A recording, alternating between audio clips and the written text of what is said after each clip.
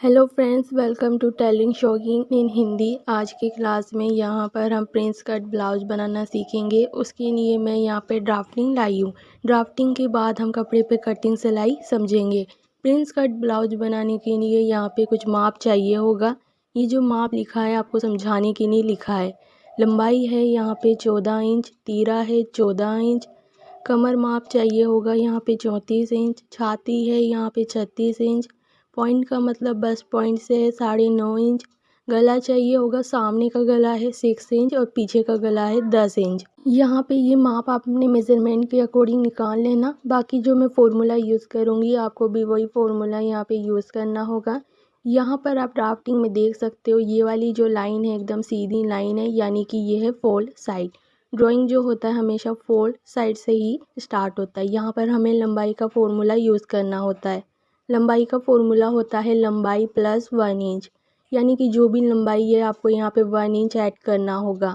लंबाई है यहाँ पे 14 इंच, 14 में हम 1 इंच ऐड करेंगे तो ये हो जाएगा 15 इंच। तो यहाँ से यहाँ तक हम लेंथ लेंगे 15 इंच। जैसे हमने यहाँ पे लंबाई लिया है ऐसे ही आपको यहाँ पे तीरा लेना होगा। तीरा यहाँ पे देख सकते हो यहाँ पे है 14 इंच। जो भी तीरा है आपको यहाँ पे हाफ करेंगे। 14 का हम हाफ करेंगे तो ये हो जाएगा 7 इंच। लेकिन आप देख सकते हो यहाँ पे मैंने लिया है 5.5 इंच। वो क्यों लिया है? क्योंकि जब भी हम तीरा लेते हैं वो बैक पार्ट के अकॉर्डिंग यहाँ पे लेना होता है। तो आपका बैक पार्ट के ऊपर ध्यान देना है। जैसे जैसे आपका बैक पार्ट यहाँ पे बड़ा होता जाएगा वैसे वैसे आपका जो तीरा है वो कम होता चला जाएगा। तो ये तीरा छोटा और बड़ा कैसे करते हैं इसका प्रोसेस आप कैसे समझ सकते हो, यहाँ पर मैं पहले ही ड्राफ्टिंग वीडियो बनाकर समझा चुकी हूँ। तो आप वो वीडियो देखिए, उसी के अकॉर्डिंग यहाँ पे तीरा लेना होगा। तो यहाँ पर मैं अभी के लिए 5.5 इंच यहाँ पे ले रही हूँ। इसी के नीचे होगा आर्म होल लाइन। ये वाली जो लाइन है इसे आर्म होल लाइन कहते हैं। आर्म होल कैसे निकालोगे? तीरा के अकॉर्डिंग। तीरा है 14 इंच, 14 का हम हाफ करेंगे तो ये हो जाएगा 7 इंच। तो आप चाहो तो यहाँ पे 6.5 इंच भी ले सकते हो, 7 इंच भी ले सकते हो। इससे ज़्यादा फ़र्क यहाँ पे नहीं पड़ेगा। ब्लाउज के लिए नॉर्मली 6.5 इंच ही लेते हैं। तो यहाँ इसी के नीचे अब हमें लेना होगा चेस्ट लाइन। चेस्ट का फॉर्मूला होता है छाती 1/4, यानी कि जो भी चेस्ट है 4 से डिवाइड करना होगा।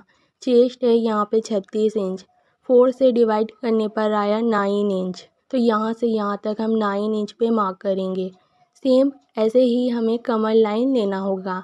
ये वाली जो लाइन है इसे कहते हैं कमर लाइन। कमर का फॉर्मूला होता है कमर 1/4 प्लस 2 इंच, यानी कि जो भी कमर है हम 4 से डिवाइड करेंगे। कमर है 34 इंच, 4 से डिवाइड करने पर जो भी नंबर आएगा उसे हम 2 से प्लस करेंगे सिलाई मार्जिन के लिए। यहाँ से यहाँ तक हम जो भी माप आया वो मार्क करेंगे और इस लाइन को यहाँ पर मिला देंगे। सिलाई मार्जिन के लिए 1.5 इंच बढ़ाएंगे और नीचे से 1.5 इंच बढ़ाएंगे और इस लाइन को मिला देंगे। 1.5 इंच सिलाई मार्जिन लिया है, आप चाहो तो यहाँ पे 2 इंच का मार्जिन भी ले सकते हो। ऐसे ही हमें आर्म होल का शेप देना होगा। उसके लिए हम कॉर्नर में इंची टेप को रखेंगे और 1 इंच आगे आएंगे और यहीं से राउंड शेप देंगे। ये होगा हमारे फ्रंट पार्ट की आर्म होल की गोलाई। गले की चौड़ाई के लिए मैंने 2.5 इंच लिया है, आप चाहो तो 2 इंच भी ले सकते हो। गले की जो लेंथ है मैं 6 इंच लूँगी क्योंकि यहाँ पर मैंने 6 इंच लिखा है।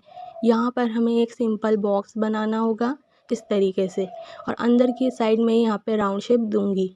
इसके बाद आपको यहाँ पॉइंट का निशान लगाना होगा। पॉइंट है यहाँ पे 9.5 इंच। पॉइंट का फॉर्मूला होता है पॉइंट प्लस हाफ इंच, यानी कि जो भी पॉइंट है हम हाफ इंच करेंगे तो यहाँ पर है 9.5 इंच, यहाँ पर हम हाफ इंच ऐड कर देंगे तो ये हो जाएगा 10 इंच। ये जो तीरा वाली लाइन दिखाई दे रहा है कहीं पर भी आप इंची टेप को रखिए और नीचे तक आएंगे 10 इंच, इस जगह पॉइंट करेंगे। जिस जगह हमने पॉइंट किया है इस जगह हम एक सीधी लाइन बनाएंगे बड़ी सी।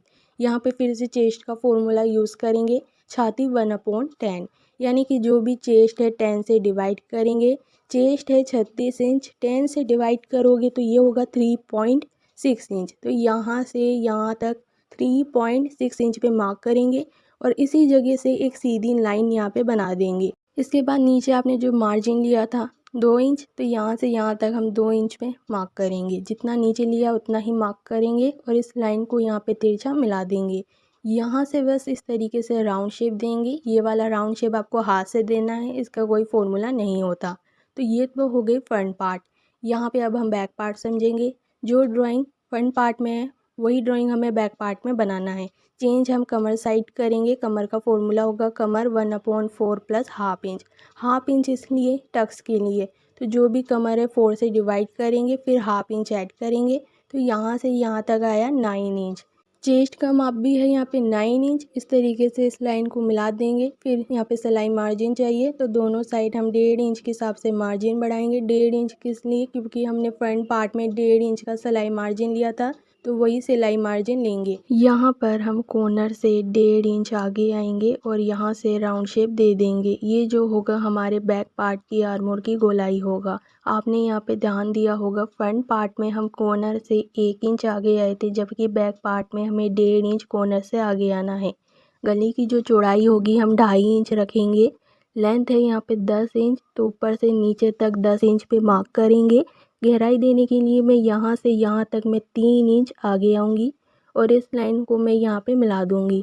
यहाँ पे ये तिरछा बॉक्स बनेगा। अंदर की साइड यहाँ पे राउंड शेप देंगे। इस तरीके से जो राउंड शेप दोगे तो बहुत ही अच्छे तरीके से यहाँ पे राउंड शेप बनता है। टक्स के लिए यहाँ पर हम इसका हाफ करेंगे। मान लो कि इस जगह हमारा हाफ आ रहा है, इस जगह टक्स हमें देना होगा। टक्स की जो लेंथ है मैंने यहाँ पे 4 इंच रखा है।